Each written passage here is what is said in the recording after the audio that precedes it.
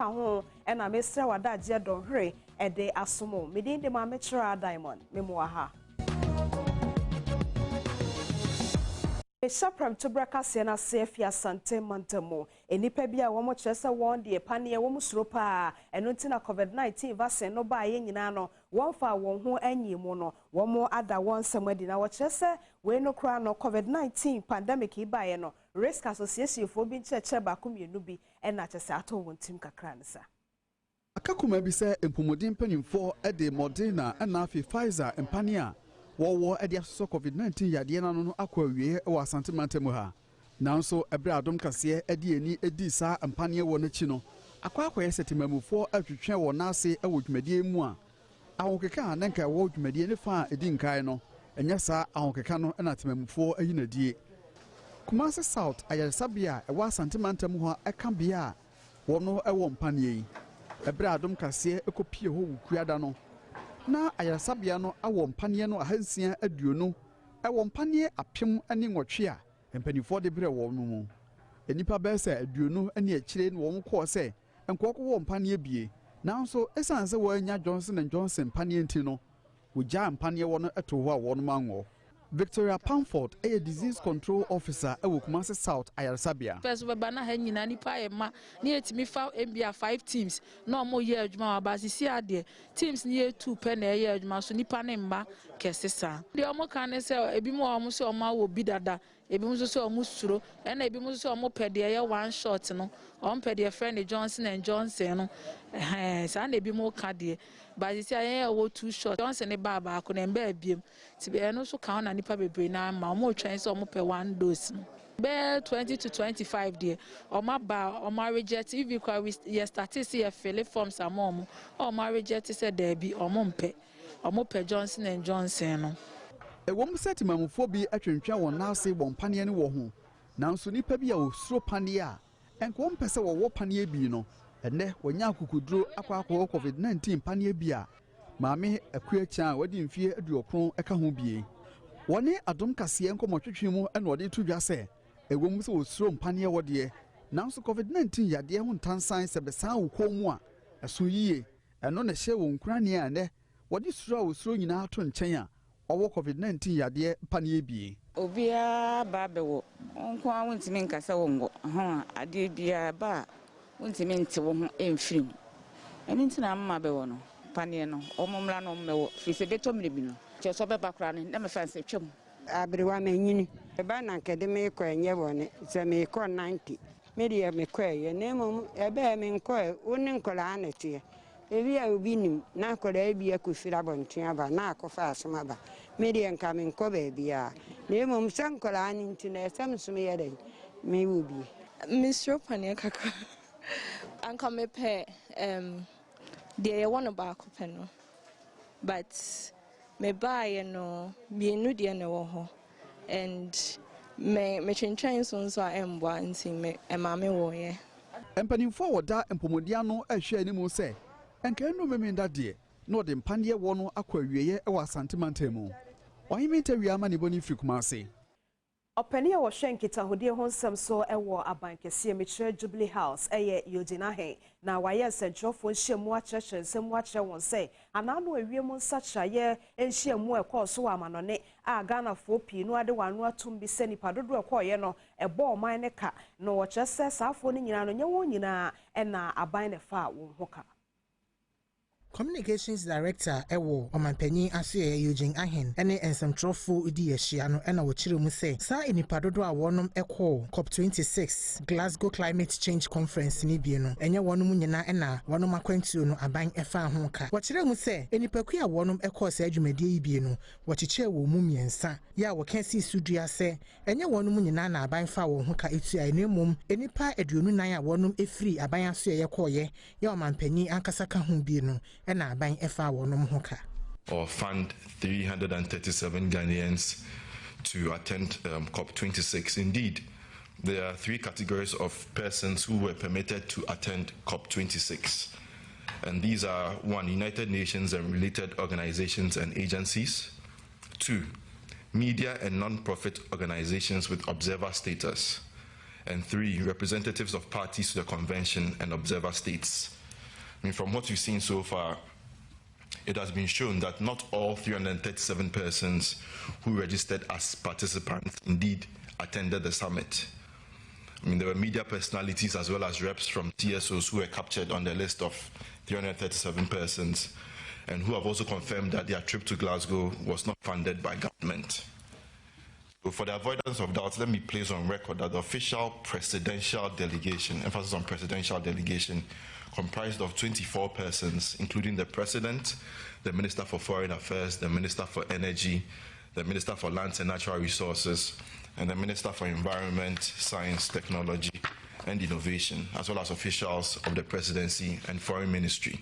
Indonesia bano na musinia wo omayimo ene Pascal AB Royce na wono krona so ena KNB scholarship dwumadi no ehye ne nsa ena opani kyeremu se enipa bi wo ho a senka wonya akwanya ne hwesofo anase ahwefo a anka wom wonimde obetumi asua homa na so esanse woni sa aboafo no nti ebasa wontimi nkonkan ewo enhomasuam nti safo no wom ehia de wo frɛ no se scholarship no bi. Honorary Consul of Republic of Indonesia, was scholarship, Jumedi Bia Wonum Atunidi, KNB scholarship, Yawadeboa, Emma, a school for woman Madia Etimi Eco Indonesia Minimo, Ekoko Siandi, and they Wokotaka International Airport, Ubishia Abrantia Courage, Yaukra, Yawatimi Akosiadi, Ewo Indonesia Minimo, the Brow Bedroom, Shangina Biaho Enna, Honorary Consul of Republic of Indonesia, Womane Musini Pascal AB Royce, Yawanwanso, and the CEO of Direct Oil International Services Limited, Ano, any Adom Kasee Chum Komo Editu just say, was Shema Brunin crying, say KNB scholarship dear, or homo be an senti, one for Sakonya so, no one call on website so, and for one some and to the nebia, no one eti aye. Catch them call for our mutie. This is the first time so I'm to say scholarship be ever hosa maybe no. Omubet me ayade. I joining SAS scholarship no, which is called the KNB scholarship. A fully funded. Met to me abo edin ekahum say is for free. Unchashi. There is no way say obibe bisa say mami kakrebi ana mami ska answer there be. And wechi ena kariji akra ya wo free Indonesia maimu abedru man Ghana eni Adom Kasee etwetwe nkomo edi na nigye etudwa do twemu se wokọ man ni mu no okusua post harvest technology esenti wabai die se na nisupa ne se obabu akuafo na kuadwuma no so etimi asori agina ne nan so minya information no internet so 2018 and me so me try Tatan me friend say BSc our tech. Tina me national service na me try and tina me charge na me saka it's my baby me met na sesa me hwe kwan ya me fa so na me so me de be me nu nyoma betutu akwan mu na matimi aboa etitru Ghana ekuafo Kanema Penny John Dramani Mahama ewa probum ewo enkramantamo na enura eye na enu a wo se sa probono a ene se wo da omanfo ase wo na no afie twam abata omanfo toye edema no so nkunimdie ankwama no na eno no sa dwumadie na wo da ase na se no ka ase no kre se wo hwe ahohiahia Ghana fo wo mpa de na chese NPP aban we no eno ne atoyire ntem kase a oman Ghana fo wo namu Ghana mampanyi dada John Dramani Mahama proba wa shase won kramanta ma wode da na chita afo ase ebe wiye omanfo ne omuhia ensem a wode to wonanim ene se wo hwe Ghana ha sesi ada eniema bebre ena enkoyi ahoche bebre na wo Ghana. And the implementation of our various people-centered policies would have provided you and all of us better conditions of living than we are seeing today. Unemployment continues to plague our country, and it is clear this government has no sustainable plan to address it. The Bosch-NAPCO experiment has proven not to be the pathway and the means to an end. We need to come together and face youth unemployment head-on. The opacity within our current national discourse about economic indices undermines our collective progress. Debates about the true state of the nation,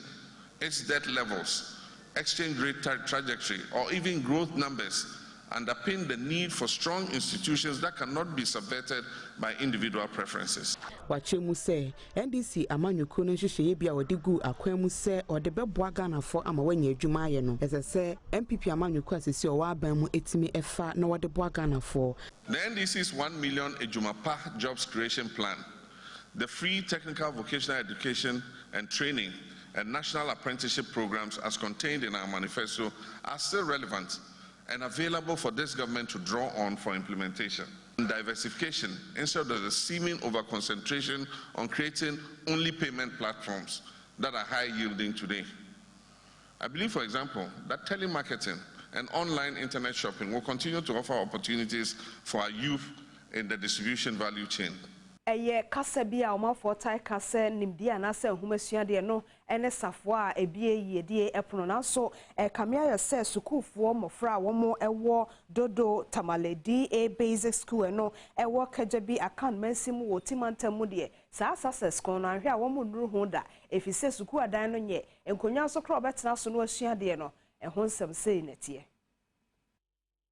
Adom TV in Central for Ensirahwa womo edekopie mu ewo sukuu mu ekire se enkwada womo esuade ewo sukuu mu eni bia womo etena esuade nempo akonya womo ebetena sukura ebi eni ho enkwada yi etena ebo so ana womo etro ade ewo fom enkra Adom TV ensaka na ekire se enkwada womo wo class 1 no womo tro ade ewo fom womo ensan so eni nkonya womo etena so womo nsusu a womo wo nursery 1 eni nursery 2 enkwada yi womo nsusu no duase ana womo etena ye kire omade ewo na ebimo etete ebo so ana womo edi suade yi opening pa oda suku ya no awa Yakubo ene Adom TV etwetwe nkomo editu yen Central for enim say. And again we have this our uncompleted ICT lab which was there over 5 years now. That completing once again we appeal the government, the MPs, the DCs, and anybody who can come to our aid to help us rectify this program. Wotichani baako nso a ono nso edi ne dwumadie ewo sukumu o Peter Okumawu enso so ede adesede eto omanfo anim se wo momeye suku yi moa. Yes, rebebre stakeholders omo omanum ya MP ya ministers ne ya aban no omo mbra ya moa. Oba bi former MP no wabesi computer lab wanwie nti emofra no ohwe a omo ya ICT free mofra. Akwamu hene a ono nso so ewo Dodu traditional area Nana Kofi Nyako a ono etoso mienu ene Parents Teacher Association PTA chairperson a ono nso so eda suku ya no Evelyn Pesese edeto Adom TV enim se anamonto dodo na wono etu hwese enka niema enkoye ewo suku impenifo ebetu anamo no ankosiaga na womo enam sa nsem nso ade adesede eto ankrankran dwumakuo enim ene womo nso a womo ewo bi se womo emeye suku yi emoa. Yes, structure bia school na agidi papa anti no abansembra mu because me kosk mu ho me dey me connect emisiminsu because nkola no koye primary KG no ye o problem bi o nkola tifti form no mo chro. Yes, say amambwala yes yenya nyama bi man ka no sa tinga mo si dan so maya senan samabwa etini han ka Afeyenko etifindo mantamo ohini owokura ofrano sekitare ene ne manfo wo sa empotam ho no eye pandaimensi mo ena wototo asrempanifo se sa kwan bi no efikitare de ko katiajeri no eno no de senwanim ya na baya nhwe na ase de akwakoye owu nkwankwa ekwan no de wameye siesi ama wonwa de betia ne se yakọ kafra won so ntwen masa nsi ansanti abanhwe na wonye siesi ewo won kwan ne so ma wo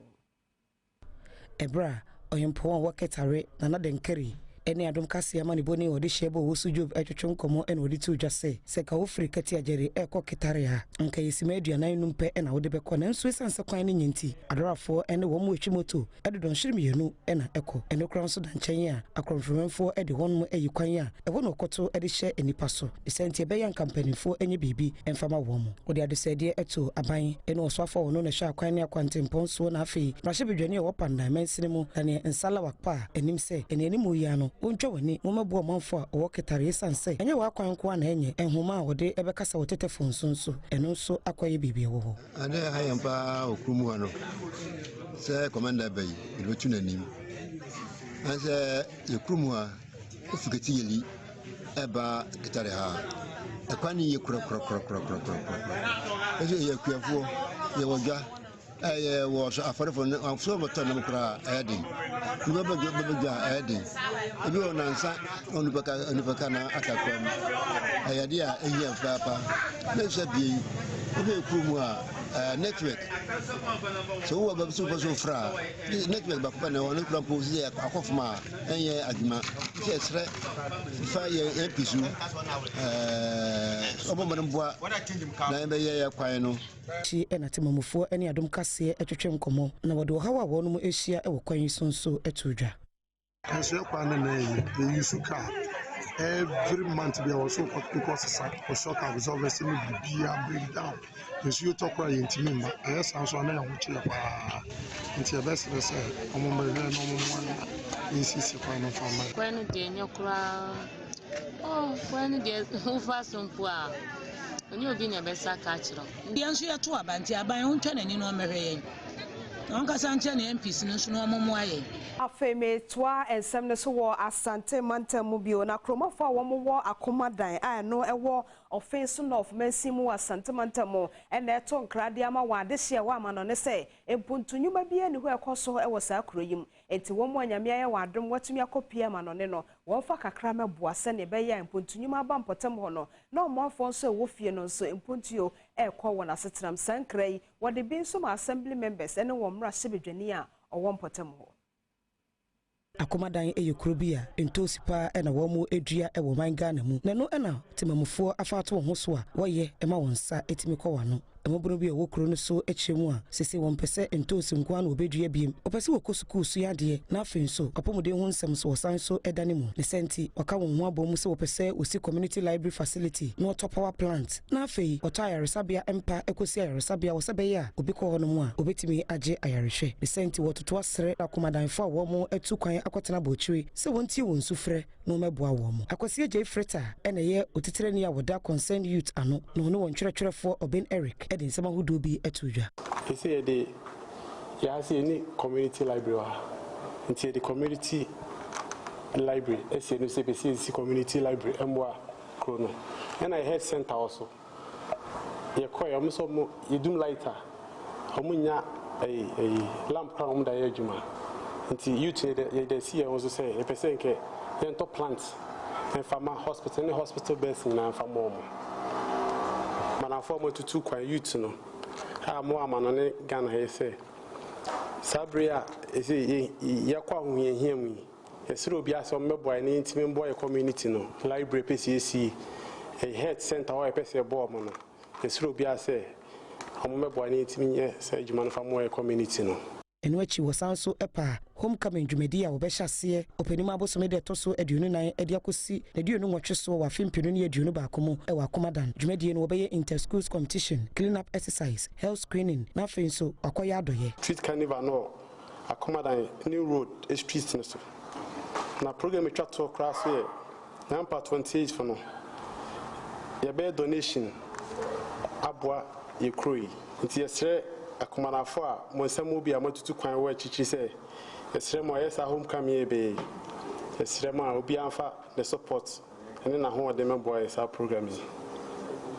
womu a etu fam gudie na so womu ntu na kese me small scale miners wo amansia west mensimu wa santimantemo ena wone national disaster management organization o chanity ase nadmofo aka bom na aka waka bom ye dwuma wo ba be ya ne se ensase ahodo a wo ho a ne dodo no be se eka no aduonum no wo mo be yensiesie woni nyina so de wogigya na manam na nyina wo be katakata so kama na asase no atumi asini dadam ebio wei eye aban tremu pa a wo nyina de wo ho ahyem se ne be ya ebeboa won sasesem e wo mpotem ho sasemi Mahmoud Muhammad Nuruddin ena eto wo ho nkra sɛdeɛ tie no yɛkɔyɛ adwuma no na enua wɔ hɔ kakra enye nua esusu ase hofu ayɛ kama nti wie na asase no ayɛ sɛdeɛ wetie no na hɔ so deɛ ɛhɔ so deɛ ɛyɛ baabi a edua nua ne dua ne nyina ebetimi ama aban so kora yɛ anya so mfa so nti yɛne ɔman no ne nananom nyina na aban hyehyɛ a wɔde bae sɛ mfa nua no yɛgye tum mu ana yɛne ɔman no nyina ne community nyina yɛkɔyɛ na yɛkɔyɛ saa adwuma no nti edua nua no kama last year wohu nua no wotum sɛ ɛyɛ kama paa to obi a wɔ association bi a register ɛwɔ ne card ɛwɔ ne bibia a wɔyɛ n'adwuma sɛdeɛ minister ɛbaa no ɔsɛ yɛnyɛ sustainable mining nti de ato ye ho so ti obia wotie ye bia association vice chairman executive ni mpanyifo ni nyina ye hye ye ho se yenya adwuma se de yesi hunu yenya ne saa kama na owie na se de opeso ye project bi opeso ye no o de beto association anim a yenso ye be ma authorities not punishment wo hopa sisi a de ye ne se ye be se ye ba ni hu de wo ye ne no kasa tenase ye nye ne gidigidi ye nuane wo mu ne kiro de se wo ye se de ye kochirichiri binom na ye ma time na still won kata so a number 1 say de letter bebro ne do court court no fandi obe fandi wo no any queen a court no beboa aba wakata wa mana so ndie emran be wo mu ho a afemetwa ensem ne so afiri epoye mantam na kota eye kura enowo ayensua no mansimo ewo saa mantam yimo na amene wo kasa de ho ayere eho no aye hye ne ama we akwakoba nyina ne se enipa bi enam kwati kwa so ena wotu anwea ewo saa kota ahonom na eno so nyade a ebo omanfo wo ho fi se won sase a wode yekua nkakra bo won ho bra no se wonam kwati kwan kotu anwea ne saa na wo sese no Amanfo bi a won famra kwan so adi tu anwea abo awura kota akrodua ni mu ene ne mpotemu a ode se akuafo emfudie saa enipakue yi wonom afa langata wonom ekurakura enkrante ene etuo ya se wonom ebowura akuafo yefuo mu a ne wahunehuna wom ama wadwane eja wonom afuo ne honom Adom Kasee ama ne boni ene akuafo bi etwetwe nkomo no na wonom ekire ohaw ene nsunsuan so a saa anwea yi won famra kwan so etuo no ede ababejai won so efu ba kuma mekọ ana mi se omujuru bebi mekọ na che se omujuru on yafu yakọ kan so ampa langard fugum bebre wo bro me basa nti ayesa me dem ba fi akiri na de chiam ko che se omo se member bai me banche me brother koku omo se ni nyina omo juru ni nyina agu bebi aye adwuma no ye yafu no nkrofo bia betu anwa ntimi nkwankwohwe me nkwa won tutu me hwe me blower aka na otwepe ewo se me twa blow nu won djuru ene me banche ni nagu ntimi sere na nanom ye hu bibi maye ya sere pa ego se no won hwa yeso anwa ye fu nya asase na wase ukaka so a wase he ukaka so a unya bebi anti ya sere na nanom mo ye hu bibi maye ni nyina mu no ayensua no mansini krache Josephine Ebuku ansa inkum de kokobo ama sankrofo nyina se wontwe wo ho efiri saa nwe hu entesa wo kire wonom wabra woni enkrate ma wo ho kwan so obe se adwuma na emra no ene wonom ebidi ehihye bia emra ma ho kwan no ye no obeye na ya ma akwanya ya ma certificate ene dia wo ya obia ne uni problem ehihye wono se wo wi a wo reclaim asase no because you know jato wa asase no kesa ase ya no so ta neta temu kola mpoti mi kotom no mbu nti ebesre omo nyai afedi adreso wo Kasee mo no eye Adom trotro na se wa prempe ewo UTC abontenso enkran mantam no bro no ba ko a ene ho ena wode efi ebro se wa mesra wotemenka maha neto aso on my so me say ene ohu rather someone said that ya said abepie mu ewo eye TUC na on say ahanom ya ba hanom da enso ye hu say se wo ba hanom ha ye bia motofo wa ha ye san se omanfo time be fa moto wa ha e de komokola ene ne mpotam ho enti ene ya saba begina nom na ye bedru hanom no de ye hu ne say Ghana police mu adwumayefo bi e wa hanom a omo ehhehye eye motofo ni bi ho ahye se wona mo won niema ehhehye won ho esese ma omo de ka moto no ni nyina edimu ena afenso so wo hye se saa kronosem ne niema bone a ekoso e wo monten so no ni nyina ebe free ho enti sa wo ba TUC anom de a ohun se biaya motofo yi gina eye wo ma omo free eye circle ba besen akọ akra se motofo yi gina ho no mu police for no ehhehye wo mo ho musa wodru honom na so red sese wogina nanso wogina na police fo no afasa akwanya no ahwehwe won ho ahwese won niema wode nam no edimu a afeso se de be ya abone fo sembe kofom kakra e wo Ghana ha eno so eka ho bi enti se sie no omo wo honom no mo de aso green a omo timi eba besen ko e na wo hye mensani fa so omo wo machi e ye omo nso efri eye adabraka ene ne mpatam honom ba mo pese omo kọ mokola anasa moko Africa Trade House hono manase ne mpatam hono mo santi omo se omo de asore na ohye omo free mokola nso so eba besin ebuke wa fa ha besin akọ circle na say eko straight akọ osu a omo nso so de aso red nti wo hwe say motoriders si afei na omo nyina eba na diamond yen show motoriders no e kame aye say bebre na enama eye reflector no eno na eye atechema kakra menya motoriders bi wa ha no mo hwe abrante aba begina me nchen ya hwe o hwe ne helmet kama o hwe ne reflector so kama be me na me ka say red aso message na red aso yeah madam good afternoon me ka say red aso na wa je me so say message na red aso yo message na red aso yo enti yes say o de aso green to betimi akọ nanka ya pese ye ni di nkoman so nsi ye campaign no hwe opese wo kasanti still hwe so wa ba begina ha esan se o kire mu se opese wo kọ osu ne important nti obecha kwan mu sei e na akọ ye se muduru kwan mu a na red ne sha na mo twame amede mani ahu bi wo ya wo ye sa de no oh that we say like for me or they are like omutimi ye o but we have some kind of citizens there they don't do that for me there I don't do that. If the red has stopped me, I'll stop. But if the red did not stop there, I'll go. But some people are there, they just go just like that. That's how we do it. But me, I follow my rules and regulations because I want to be free from any victim around.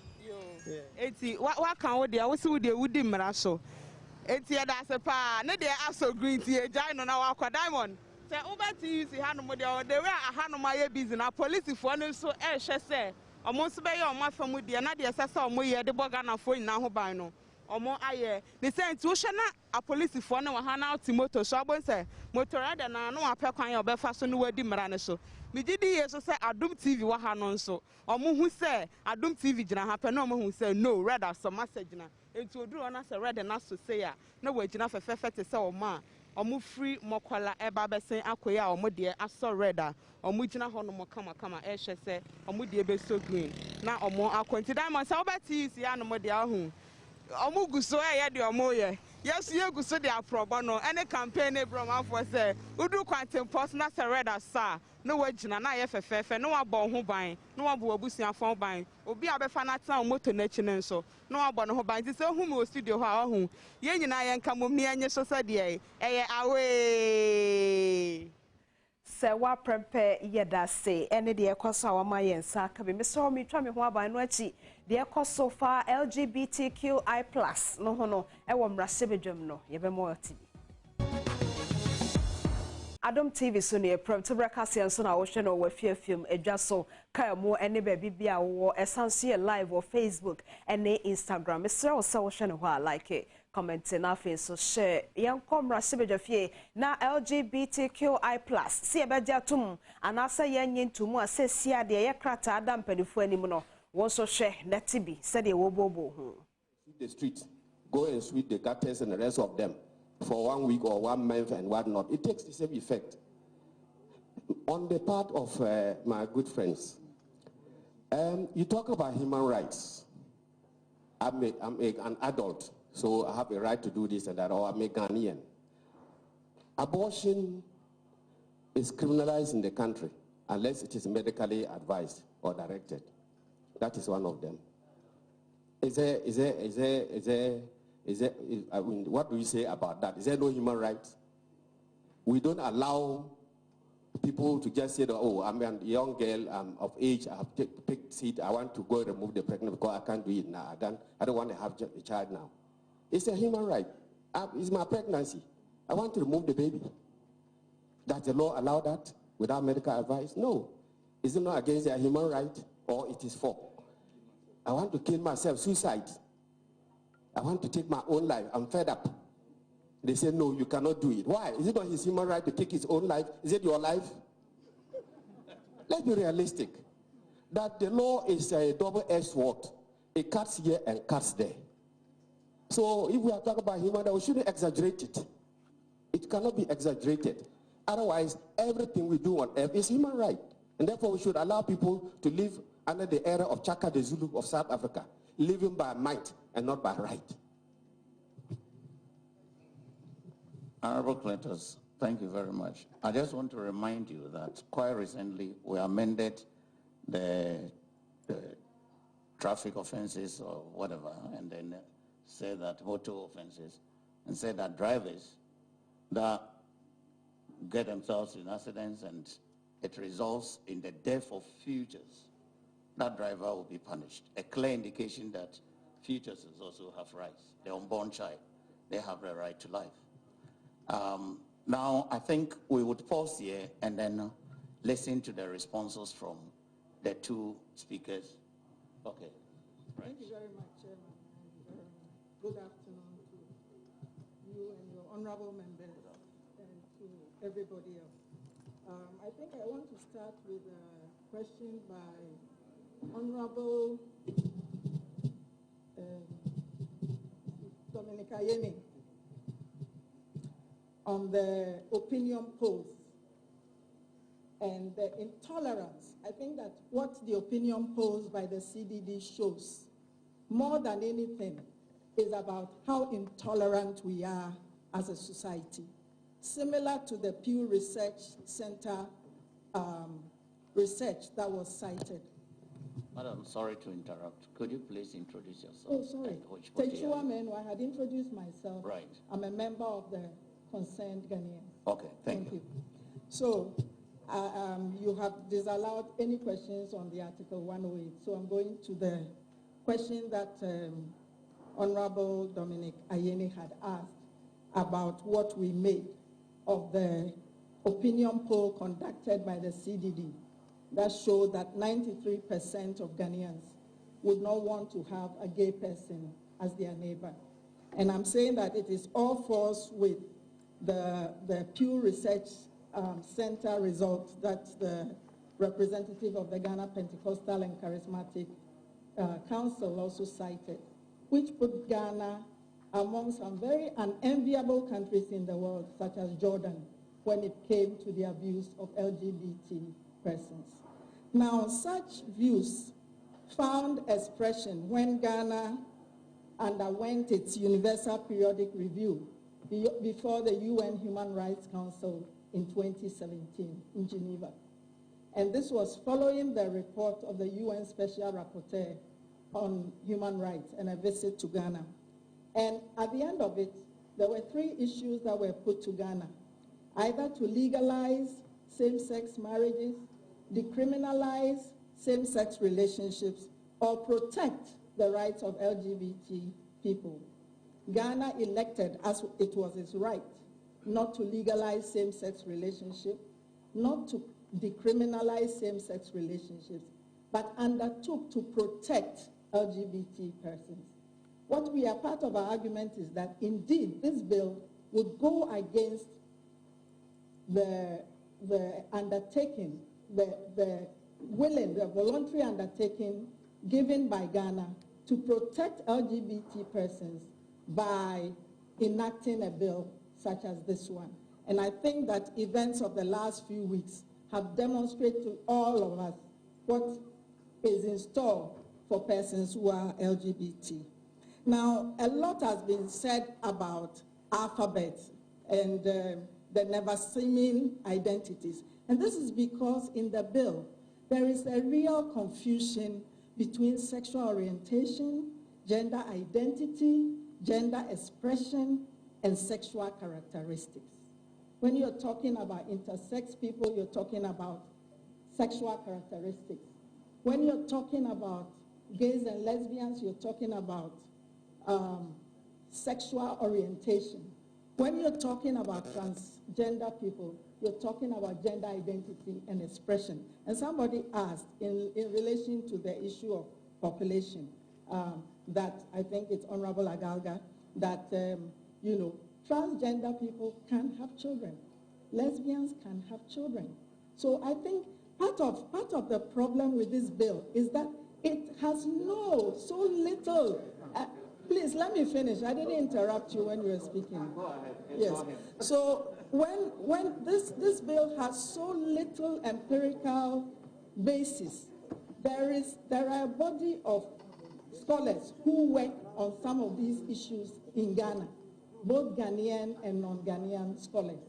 None of them has been cited in any of this. When it suits us, like over the last few weeks, we have been inundated with videos and things from everywhere in the world, which does not tell us about the situation in Ghana. The Ghana AIDS Commission tells us that there are 276,000 persons who identify as gays and lesbians. And it is from that pool, that research, that the 5.4% that Mr. Akuto Ampao cited as being HIV positive came from. So we really need to be factual. This is a law that will do so much to people. Therefore, it is important that we stand on firm grounds when we want to do something. We don't just imagine. We don't, every day we change the data. Recently there was, on Ghana Facts, there was a claim by one of the main proponents of this bill that 8 out of 10 people who have HIV/AIDS in Ghana are gay or bisexual. And it is not true. That is where the 5.4% came from. And they spoke to the head of the Ghana AIDS Commission. When it was put back to the proponent, he says, oh, this is just a figment of the gay and lesbian community. So you cannot be like Alice in Wonderland and choose which facts you want and what you do not want. So in respect of this opinion poll, the 93%, the Ghanaian government has undertaken before the world body to protect those people. And we are arguing that this law will actually subject them to hate, etc. Now, Honorable Ayariga, I note that you are a member of this committee, so you will have the opportunity to read our memo in detail, where we detail chapter and verse what are the problems with the clauses. So we have not glossed over them. As you very well know, in the Constitution, there is no mention of public welfare. It talks about public health, public interest, and public morality. But public morality is in Article 164, and it is in relation to the freedom of the press and media. It is not in relation to other things. So even when human rights are being circumscribed, you have to show the public health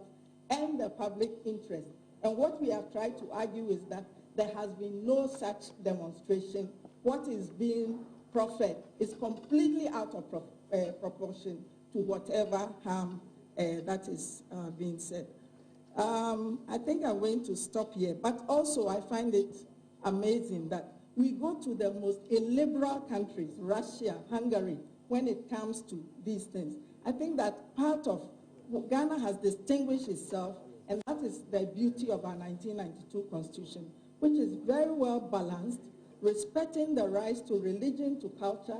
but even if the opinion polls, and that was, I think, Honorable Ayene's question about the will of the people, we are saying that the will of the people must be expressed in conformity with the Constitution. If tomorrow the majority of Ghanaians wake up and they say that all left-handed people must lose their limb, will Parliament feel compelled to pass such a law? Thank you. The ECOSO ewo mrasebe fa LGBTQI no bi hono ena eho animdifo asinkonwa wote eho brofo a wode echirem ne enti a esasa saafo no woje wontum na wobo wo ho ban ewo se wo beware bema na se oba beware ba asede nipa no ne kondo na wopeno ne honsem no no wonya wieye enti Adom Kasee ECOSO na hwe Adom TV se de bekwa akosi bia no yede munsem ebema na sansan semia ho na ranking member wo hwe emra ne honsem bia e wo mrasebedwafie betira bedwaku a wo mo so cheche emra honsem mo e wo mrasebedwafie ba ko odi makote ne benada hiafo chese sansem we no won bekoso adanda no Adom asuko kosise be wiase no wo mo ebebo bibi tofa won krata mu se report na wode adan Ghana for ranking member ya waka Constitutional and Legal Affairs Committee I wa mrasebedwafie Bernard Ehiafo e de atodwa se committee no ebeto won bo ase akenkan anti-LGBT bill ye da wanim no na afenso wa yenhwehwemu efata ansakora na wode abeto mrasebedwafie ama wonom abobo hu ohwemu se committee no etena se a wo hwe se petitioner ensore ene eku ahodo e de abeto wanim no dakoro bia no obehwe emunum mu se de be ya wobetimi akenkan ni nyina ansakora na wode ho amanebo aba abetodwa. Well, for us, we are in to listen to everybody, unless there is a particular group who will come before the committee or send a note to the committee that the points that I want to canvass, as a matter of fact, has already been canvassed by another group. Therefore, there wouldn't be any need for that particular group coming before the committee to make the same assertions. Based on that, we are in to give a hearing to everybody in order not to breach the natural justice. Well, we have planned to listen to everybody. The issue of this merger is not coming from the committee, and it's not the committee's standpoint of view. So we will take at least 5 every day, and then we'll finish with all the 140 to 150 memoranda that the committee has received. The onus is now on the people who submitted the memo. Asenkafo binuma was ka ehye efi Kumase Kota Krade na wo kire mu se ne aya na de akwanhia dodo ba no ne nyina bi so efa no won fa sobo emmo fam hu a ene ya to ne bo so adechi ya to ne bo so fi se de bia ya to so no driver ne no wo pentama ko abantem se ne be ya fam wo bo no so enwe no ne nyina ka ho na ya akwanhia ho nsem edoso.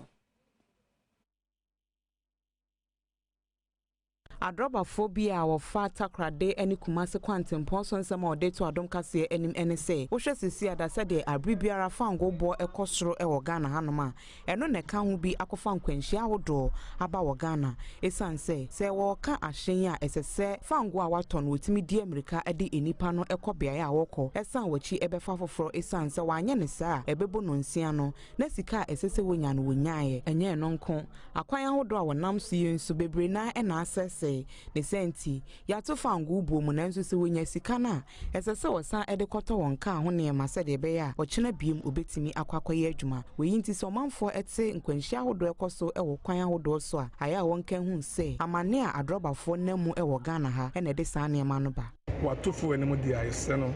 na daroma ono so hwese obami atolo le free nem ama yenso so yetimi ayadwuma me ani ade yetimi abehwe yere ne yema because yetimi masemato your friends a lot of moto fuemu yedi isike na akoto fuenu de egu kan nem yedi yadwuma kara fo so ayire sis no so bari yedi hu ba bia ne yetika na ne yeden ni na kan obi na ma accident esi because adwuma na wo yene wani nye asan say driver there o driver e wo so nya peace of mind na wo de e kan car be fuel wiring u load we na ko to fuel na sika be count na hwede odi ko yesesi na wa na adwendwen ayeden aba wo so enti ma unya adwene mu kan fa enkaka no emfa passengers no ko dua som biem na secondary dia me ho say Ghana for Kasee to fuel wa Ghana me dia me nyini because o ko outside country o mai to fuel wo mu ko Dubai o ko Qatar fuel na etu wo di fuel board airfo ho na de na yema mu dia yesi etu fuel na still the bia no amanfo so fuel because mo na ye betu fuel mo na bibia abo ayeden akosoro Ghana mebuno beboro empemien sametre 3000 ena aposifo ehwehwe woni padua ne won krata semahwese se nipa yi a wo mokofa krata se wani giposi adwuma ne ho no ehwehwemu ne bekwa wieye no obetumi afa won mu bi na wo mabeka posi adwuma ku ewo omanmu ho posi adwuma ikono ehye dwumadi na se adwada ya wo hwekwan se ya wada ena obewie won mu ade won di koye so pese wo koposi adwuma ikonim o hyase se wo firi won mu enipadua mu a wo ye ho enkrata asem o chimu se wo wie na wo yinipa wo pese oje wo mu a obesa nso ama watwere ensohwe na da obetwere ensohwe ne de enche ode betudwa atoyema ntemu posi panyini a woda nkitahudia no ene DSP Olivia Urabra Adiku no ne nsɛmtwerɛfoɔ atwetwe nkɔmmɔ ene wode tudwa sɛ efiri bra wo share dwumadi ya se bibia ekoyie na wo mu eba ho nso nhyehyɛ ya mpanimfoɔ de agu akwam no odi so pepepe region ahen ye start years ejoda na yekani nyina bo ma ye hwɛ about 3000 people for the 4 days yes start ejoda ye bewie eyoda na protocols ni de eba ya ye tent ne ngwa ama nti wo ba ye mo hunde bi ma wotina ye ma woni nsuma wono nti wi a na ya start body selection we body selection and actual height. If your height and actual documentation, if your documentation and this time rather way is share into the miggy in a one of the power crowd. What return for what 10 when you go. Then what by 1 way when you will be at in the point shoot I ensure that tent no. I want to cry a check one documentation no crap because of Nsuno. You to make create a tent to cram on now. Or you tell a man and then the year got to 2,000 actually. A china or last day. We are no more Hobiano administration so the baba. Betwa Premotobre Kasee ne so efi kwawu from place no ewo epoye madam na omafo a ewo from place wono chese se woda wona ayam hyehye na eja won so efise kromafo mienu na nipa bonfo bia ku asa nipa ye omoye wodifo no wonim ba bi kura wofiri Ebraba na musinia wo ko Afram Plains South Mensinemu Evans Chey Intire ene Adom Kasee etwetwe komo ene wodi tu dwase sisi wonum akofa onipa onima hobambo mu nsempa wakwadare wo mu a wo boa amamanfo akobone e wo mensini no emu ti amanfo ma yenuanu mu mienu a o ma hwe o mo kwafiri no mepa ni akwa ko sia o manfo na ya assure won their full security say ma obia nsuro obia da ona there is the full security for them as they were living their normal life. Now, Maka say, you better say that's what say anuanum bia almost they are indulged into robbery activities and no now so now akofa tension so about to the street you better wrong. Enwachi kromafo ene Adom Kasee ama ne boni akosi dwamana twetwe nkomo ya ba ne se ama ye wo kro ni mu no boys ni nyina ayehu amaye nti yenda dade yenda utimi da oteke no asole be gina wodan ho kakra sa operation de em say e different kakra nti ama echifo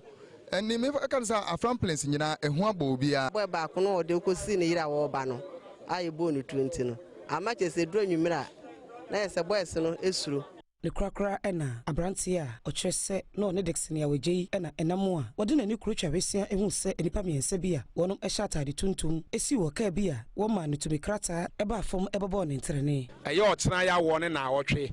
me nua ya wajei dexin kumfa ya kum na me a me ne mo kase me ne no ne enipa 4 ye enipa 9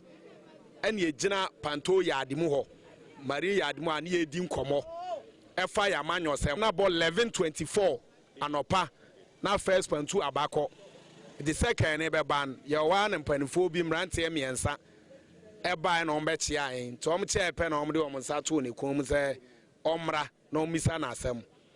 nti ona ono so di om achi koye nti a kire no obi frame se chairman wadan fran ni gina ono ya che no nti no kware me de ye me na kakra nti we ona me nyini me minim ne waye nti e be che no ne kodru awia mu kɔ na nwumre no ene ye san fra ebiem se yakuno nti oda donko kro mo kire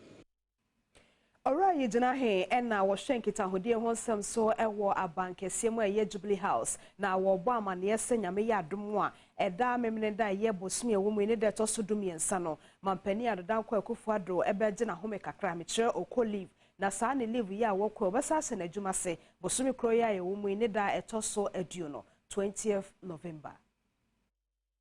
Communication Director ewo Omanpanyin Atenaye Eugene Ahen ede atudwa se Omanpanyin Adodanko Akufuado eba abekọ enanson ahomegie mu a obehya ase memnenda obubobusumi de to so dumiensa na wasen ahye adwuma se memnenda ebubobusumi da to so aduonu ewa afimpinu ene aduonu ba akwan mu wokire mu se abre ni mu no Omanpanyin agepene se obekọ French man mu na wone wonom emra hye bedwamufo no akwakotena se edi dwuma bi ne kasa ye mu no ene wadi tudwa se abre Omanpanyin ebekọ ahomegie mu no Omanpanyin abedi akire Dr. Mahmoud Bawumia ene behwe akire se Manpanyin ewo man Ghana mu wasan so edi tudwa se aban afato ne ho so se na nampadu a oyanyumtini kase wakọ ne nkra akire no aban ankasa ebeye na yie na ebrepemu no wonum beba abusuafo amane sene beya enhyehye ya esefata no wonum edibegu akwa. President Akufo-Addo will from Saturday 13th November to Saturday 20th November take a much deserved long overdue 7-day leave of absence, during which he has also accepted an invitation to preside over the panel that would adjudicate a debate in the French Parliament on the trial of progress on 19th of November. He's expected to come back to Ghana on Saturday 20th of November, and in his absence, the Vice President, Alhaji Dr. Mahmoud Bawumia, will act in his stead.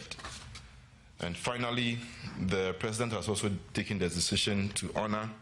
the late legendary Ghanaian highlife musician Nanampidou with a state-assisted burial in honor of his services to the growth of Ghanaian music. Now, this information will be duly communicated to the family of the late singer, and a befitting burial ceremony will be held for this noble son of Ghana. Apostle for war in Fifi Mantamo actually nipa Edionosia 26 asafe wosusu se womonam abefo na se internet so na ebokro no enti woche safo e wo kaswa Iron City a ebra woche won so wonya akade bia wotumi edi ewu efisa enipa nchen. Aposifo a wo mfimfin epoye mantem do akwachi enipa wondodo eye edununsia sesankofo yi woye bukatafo a eye brofo kasem wo from internet fraudsters na sa nipa wondodo eye edununsia wo mumu mienu na eye ema wokwacheche wo mu ewo kaso bia ya ofre honom Iron City a ewo ewutisenya isko pomu mfimfin mantem aposifo eborura efiefie ahodo a wonya entiye sesankofo yi bitie na okwacheche wo mu na bra okopie won so no eye ade ofre na laptops a wonya ye eye eduasa baako mobile phones a negu won so ye adwonunsia na ensekan miensa ene nubone a wagidie pa sesankofo yi eno na wonom na ebra regional police commander ene Adom Kasee twetwe nkomo na nsema wodan na di eni efie miensa ye kire yen no ampa omkoya omkotwa ahuhia ya omuru aho no akobobo Nigerians for no apono the Nigerians kwa na go foreigners bi enka ho kobobo omo apono biebie no edan bia ye no na Nigerian for no wom ye chi wom esanya enema bebere from ho ni nyina no ye chi Nigerian for no aduenu ensia yenya laptops aduasa baako yenya sikan yenya phones bebre yesan yenya enema bia ene nuboni a friend wi no yesan nya bi yede wo munyina ba police headquarters Central East Police headquarters yebe yen se yebe ye hwehwemu na wa ohubon mu bia no ye do akọ court owe eno de we Adom TV Premotobre Kasee afe yen consent from National Road Safety Authority for na ebo amane se wo mo ahye da robo bia se edin da so no brofo kasem no stay alive ne nyina ne se kwa so jojo wo bi tu ehyen se mi tu kwan ya ba obekwa akodu ba bi kwa wo kono na wosan na chinso a watumi aba bedu asumdwem sajumede me obreye boa na edi anim a wo hwe se sa botaya ode si wani so no ebetumi awie peye oye Director General the Road Safety Authority. National Road Safety Authority apa dwumedie bi hontuma wato ne din se stay alive dwumedie ene se wode ba be hye omanfo nkran se wo tu kwan akoba bi a wonhwe se bia ya wokọ no obekwa koduru asumdwem a wo enkwa afenso adrobafo nso ebeboa amawaye ahweyie ewo kwantempon ahodo so na Adom Kasee ene adwumayekoi kwantrefo twetwe nkomo na nsema ode to Adom Kasee nim ne se eba kwanso jojo ho nsema wonim se multimedia adwumayeko no ebo won homoden ebi ene reda so message na biara wodi two motor riders fo ne sent wodi ho ebehye sa adwumadi no nsumu se de ebe ya ebetimi aboa na se de opese omanfo etena nkwamu ewo kwanso jojo ho nsemu no ebetimi abamu free 2019 eco 2020 and 2021 also ohwa bibia anso akoso enu ntina minister honorable minister for transport ni abrepa say afide call 2022 there yentina enye hwehan e ma nema enchia na eche ya bema excuses yenyina mom National Road Safety Commission yenkwa yentimi nye Samuel Sasumensa and oye director of operations amaneba efi ejiso municipal I know wa santamantamo se empreko bebro apem na wo mo ahwere wo mo nkwa anase wo mo awuwo eno no be se na wotwemienu entam nie na nimdifo a wo mo hwe emwa yarewa ho kire se yade aka sampreko no ewo empotem honom ne die da so eye African swine fever eno bi na achekere mo ayi nti a wo mo awuwo enti akuafo be se duonum 50 a wo mo ye empreko o sampotem ho de wo mo aboka wanye mo anu so wo mo awuwo.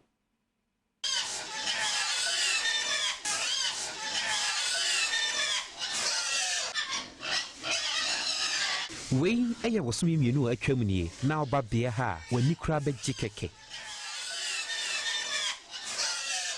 Nenso ene wohwe wona ye mpreko a atisi dua yase a wohunu se enema nkuhi kura emfama won omoba betene dua yase edi omho nkomo ewe kwan ye ombefa so a omoniema omahwere no onsa betumi aka ne bio we ne ade bia obetena ha oye owura George Ajay eye mpreko be na wotwe atwam nie o kire se ohunu se ne mmoa no yade bi ohun bi da ba be born eno na akire obehu se offer no African swine fever ebe mfi nsumni a wadi se adwuman we ene ne edikan a ohunu se ade ye ba adwuma mu a ehun se buo ni bi wo ha obekom na abo bi da